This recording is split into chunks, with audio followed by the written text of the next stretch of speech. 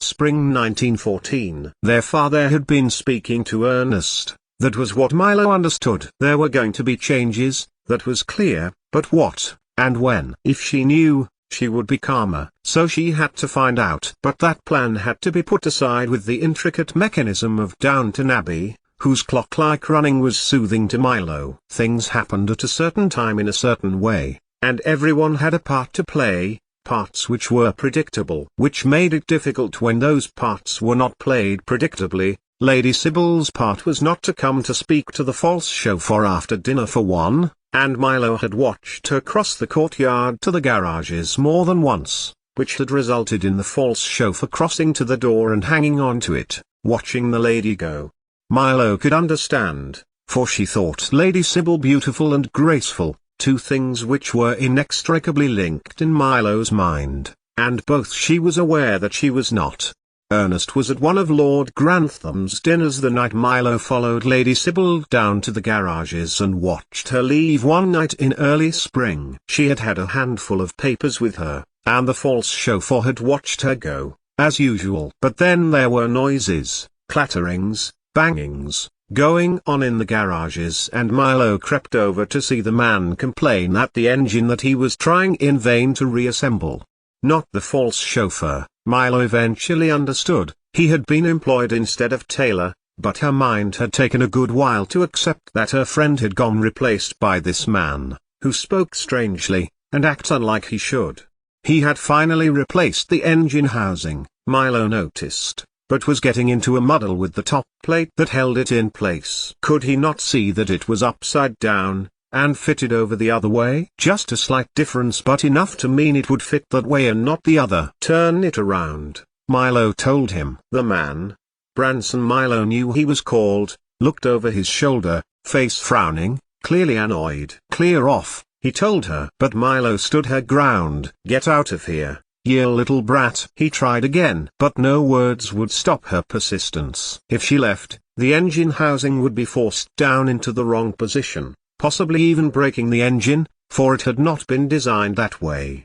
When Tom Branson saw that Milo was going nowhere, stood upright and took a step towards her, fists on hips. You're just a child, get out of the way. I am 10, she told him, severely. Branson folded his arms. All right then, Miss Grown-up, how do I fix the car? I need to show you, Milo told him, then gave him a frown in return. It's Miss Ashby, she added. Mrs. Brewer told her to introduce herself like that. And she fixed the plate over the top of the engine by, of course, turning it around and using the longer screws to secure it. How did you learn to do that? Branson asked her, amazed. By watching Taylor, she told him, and then felt awkward, in the garage of Lord Grantham. She had just given away a big secret and now felt vulnerable. She looked at Branson again, and made a dash for the door, vowing to never go back in there with him. Because he was not Taylor and didn't have apples and didn't let her watch him expertly handle the automobiles. Because he didn't know enough about automobiles to put that right. Milo just wanted things back the way she remembered, and knew, in her heart, that the things her father and Ernest were discussing, about Wexford, and Castle Daphne and her grandmother Mary, meant she was going to have to leave Downton Abbey when Ernest left for university again, and they were never going to be the same. 88,888,888. Milo had been invited to the flower competition, not by any of the family, but by Mr. Molesley Sr., who had arrived at Downton looking for Carson to ask him if she could come, and was directed to Ernest. Do you know she spends a lot of time in the gardens? He told Ernest. I do, it calms her, he told the gardener. She collects seeds, though I can't guess why. I would be very happy to see those seeds, said Molesley, and Milo had been called and she had taken Mr. Molesley to the generator building where she kept them, wrapped up in pieces of newspaper that Thomas had let her have.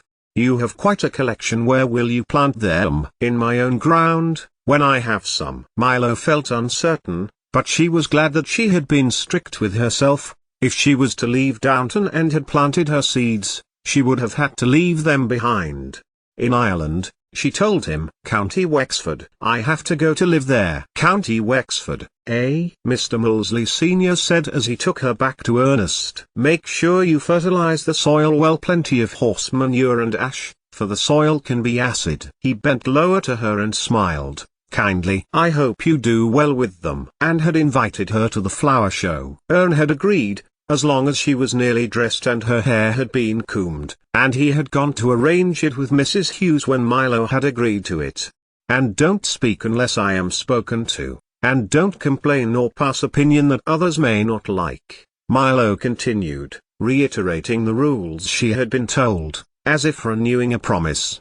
You are fine as you are, Thomas reassured her, on the day she was to go. And had she been a little younger, Milo might well have got herself into a lot of trouble. 88,888,888. It wasn't about flower quality, Milo realized, as the day wore in. Flowers, of many different varieties and colors, made for a beautiful picture to her eye. But what bothered her was the use of the word best in the judging. By what standard was best to be judged? And what made it even more unnerving was that Mrs. Crawley had noticed this too, and challenged the Dowager about it. Why did the Dowager win year after year? Was she right, and her gardener did produce the best blooms? It came down to the definition of best and who it was who had defined it. A first look into the world of politics and philosophy, and it had put Milo out with thoughts she couldn't fully reason out. But she had been good and had not said anything to anyone, even though she believed Mr. Molesley Sr.'s roses to be best. So she wasn't really concentrating that evening when, after walking around the outside of Downton Abbey, as she was allowed to do, with these thoughts in her mind, when out of one of the kitchen doors stepped Bates. He was a man, not a bear, Milo knew. But he still scared her. It was the way he stood there, staring at her, as if she had no right to be there, or anywhere. He did not like Milo, and as a result, she did not like him. Tonight, though, his mere presence was enough to make her flee, and she tore off to the generator building and into hers and Ernest's room.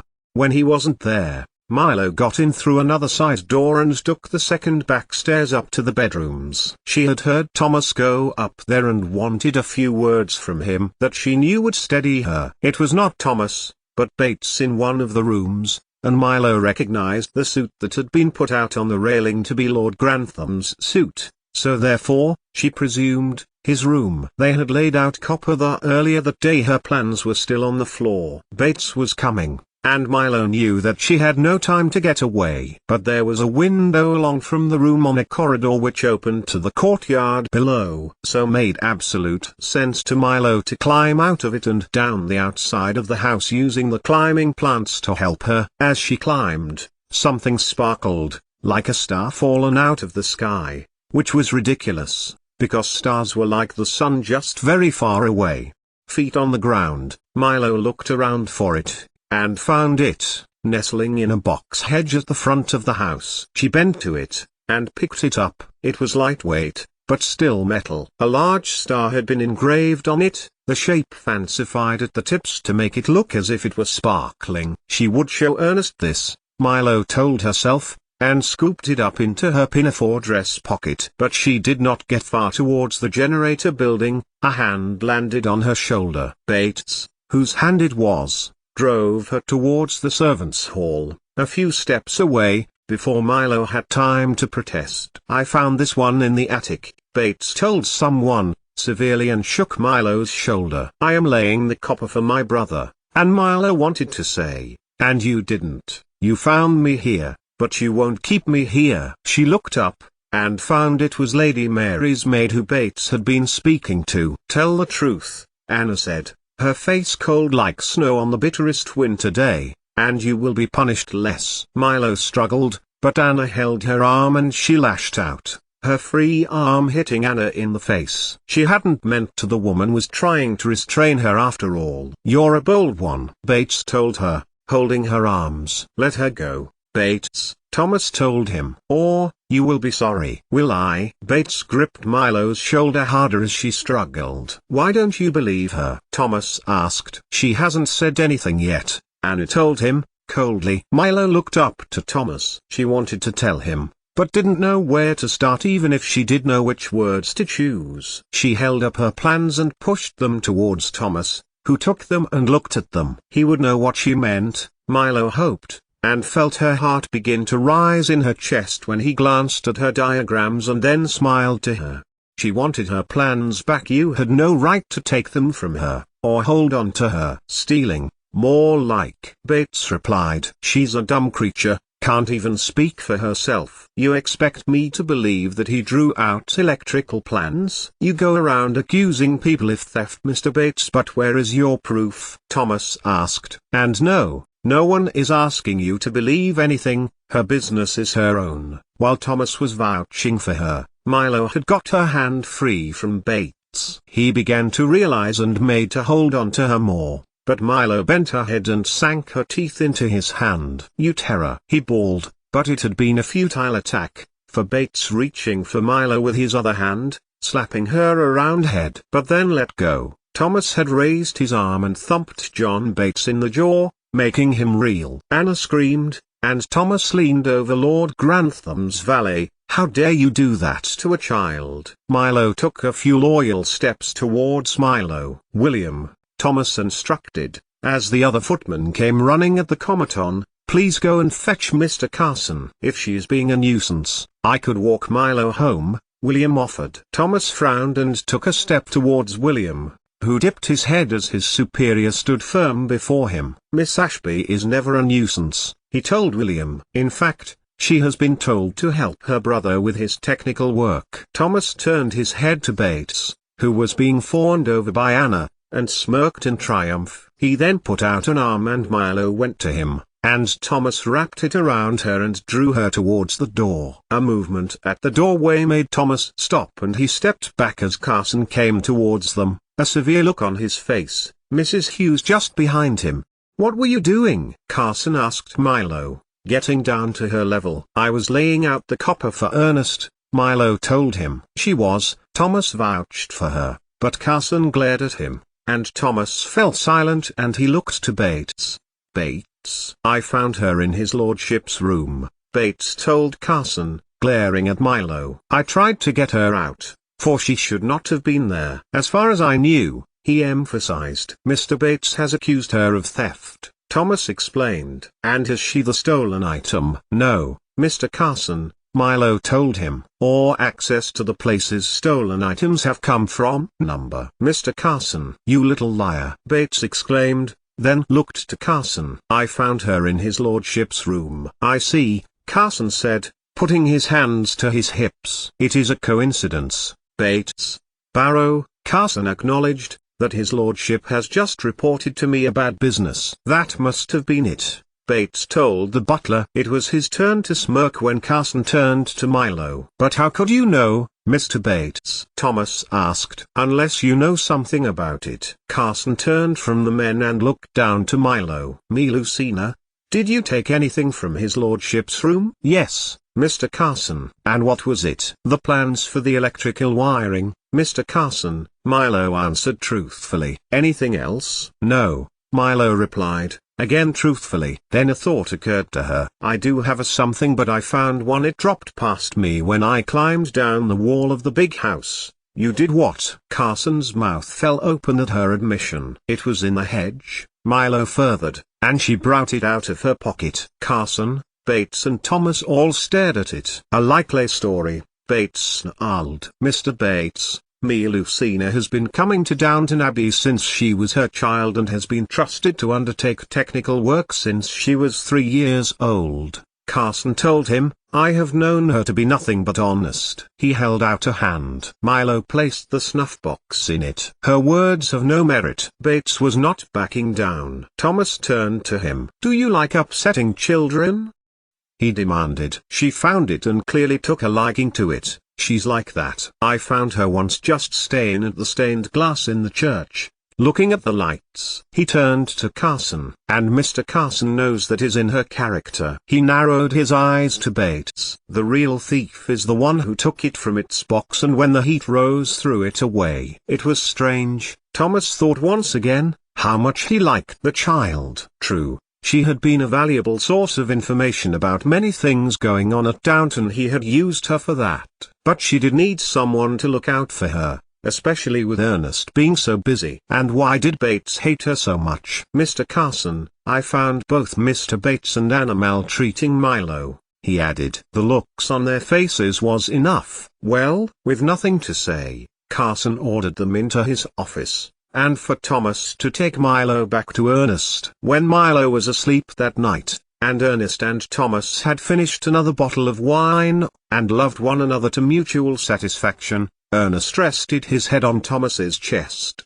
"Lord Grantham has reiterated that Milo cannot come back to Downton," Ernest told his lover. "What did she do?" "She did nothing, merely found a trinket and handed it over when Carson asked her." "Bates and Anna clearly have something against her." Ernest sighed. "It will be good that she is gone away. Our grandmother is a lovely woman and is looking forward to having Milo at their house." And Milo. At that, Ernest turned his face away. But Thomas brought it back with a gentle, but firm hand. "You have some influence over her, can you talk to her?" Ernest asked. "Slow and steady," Thomas replied. But Milo was not the only one leaving. Ernest had yet to tell Thomas that he was bound for Cambridge shortly afterwards. But Thomas had a surprise for him. "Why?" Ernest asked, when his lover had told him. "Because my place here becoming intolerable if I enlist in the medical division. I can do my bit for my country, but stay out of the firing line." Ernest grabbed the face of his lover,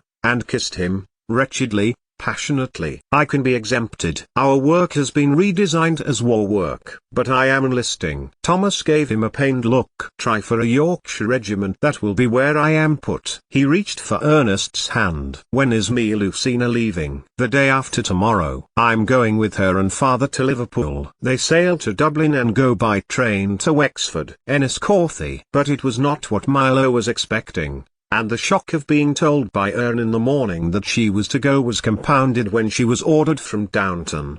Without really understanding why, Milo kept in her tears until she was halfway up the road and then, flopping down on the grass by the road, not caring if her dress got dirty or her apron grubby, or her hands and hair untidy, she drew her knees to her chest and cried.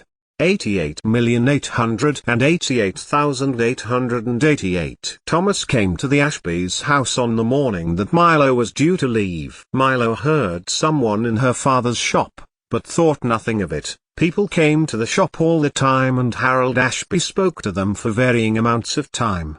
But, as she was putting the last of her books with her trunk, Milo realized that it was a voice she knew. Slowly, carefully, she opened the door of the kitchen that led into the passageway, dodging Mrs. Doyle as she swooped about collecting the breakfast things. Thomas was talking to Mr. Ashby about the technical aspects of the radio transmitter he was working on, and other devices he sold that used electricity. Harold Ashby asked after Thomas's clocks. It is all she spoke about for nearly 2 weeks. "Your clocks." "My father's clocks," Thomas clarified. "Riley. Though now my brother's." "Then you will be interested, Mr. Barrow, in this I have." And he showed Thomas a mechanical device that could be used in a drum to mechanically agitate washing. "If I connect it to an electrical supply, wouldn't the housekeeper at Downton Abbey be interested?" "That would relieve her of a maid's job, which could be put to better use." "And are all of the things you have here labor-saving devices?" Thomas asked. "I believe they could be." "Necessity is the mother of invention, as they say, Mr. Barrow," Harold Ashby replied, jovially. "Perhaps you could avail me of your knowledge of service. What tasks would be happily given over to a mechanical device, an electrical device?" As Thomas discussed this with her father, Milo inched out of the door, watching both men talking. She was going to be going soon, her father said. For how long, she did not know. Her grandmother had hired a tutor for her. They were going by train. No more working with her, no more Thomas. With a sorrowful sigh, Milo closed the door, and turned her back to it, sending up a little prayer to whoever might be listening, that she would not be long at Daphne Castle and could come back to Downton Abbey. All would be as it was.